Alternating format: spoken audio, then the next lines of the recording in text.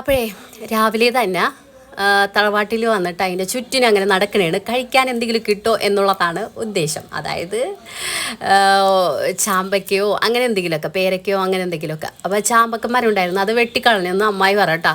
അപ്പോൾ ഭയങ്കര സെഡായി. പിന്നെ ഞാനിങ്ങനെ രാവിലെ തന്നെ മാങ്ങ കയറ്റണ്ടെന്ന് വിചാരിച്ചു. പിന്നെ കുടംപുളിയാണ് ഉദ്ദേശം. അങ്ങനെ താഴത്തേക്ക് ഇങ്ങനെ നോക്കിയപ്പോഴത്തേക്കും ഒരെണ്ണം പഴുത്തത് കിടക്കണ കണ്ടിട്ടാ. അപ്പോൾ പിന്നെ അതങ്ങോട്ട് പൊട്ടിക്കാമെന്ന് വിചാരിച്ചു. ബാക്കിയുള്ളതൊക്കെ മേളിലാണ്. അപ്പോൾ ഇതാവുമ്പോൾ പിന്നെ താഴത്തന്നെ ഒരെണ്ണം ഉണ്ട്. അപ്പോൾ അതങ്ങോട്ട് പൊട്ടിച്ച് കഴിക്കാമല്ലോ. എന്തെങ്കിലും ഒന്ന് കഴിച്ചില്ലെങ്കിൽ എങ്ങനെയാണ് ഒരു സമാധാനം ഉണ്ടാകില്ല. അങ്ങനെ ചെറുതായിട്ടൊന്ന് പൊട്ടിക്കണ സമയത്ത് കാലൊന്ന് സ്ലിപ്പായി. ഇതൊക്കെ ഇതിൻ്റെ അപ്പുറം നമ്മൾ കണ്ടേക്കണ്.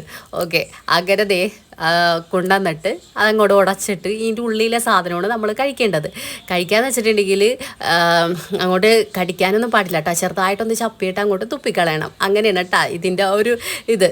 അല്ലെങ്കിൽ പല്ലിൽ മൊത്തം കറയാകും കടിച്ച് കഴിഞ്ഞിട്ടുണ്ടെങ്കിൽ. അങ്ങനെ എന്താ പറയുക, നൊസ്റ്റു അടിച്ച് ഒന്ന് ടേസ്റ്റൊക്കെ ചെയ്തിട്ടാ. എന്നിട്ട് മമ്മു ഇതുവരെ ഇത് കഴിച്ചിട്ടില്ല. അപ്പോൾ മമ്മൂനും കൊടുത്ത് അവരും അറിഞ്ഞിരിക്കണമല്ലോ ഇതൊക്കെ.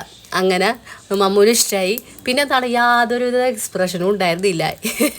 നല്ല ആവശ്യത്തിന് പുളിയൊക്കെ ഉള്ള സാധനമാണ്. പിന്നെ എന്താ ഇവർ എക്സ്പ്രഷൻ ഇടാത്തതെന്നാണ് എൻ്റെ ഒരു ചിന്ത.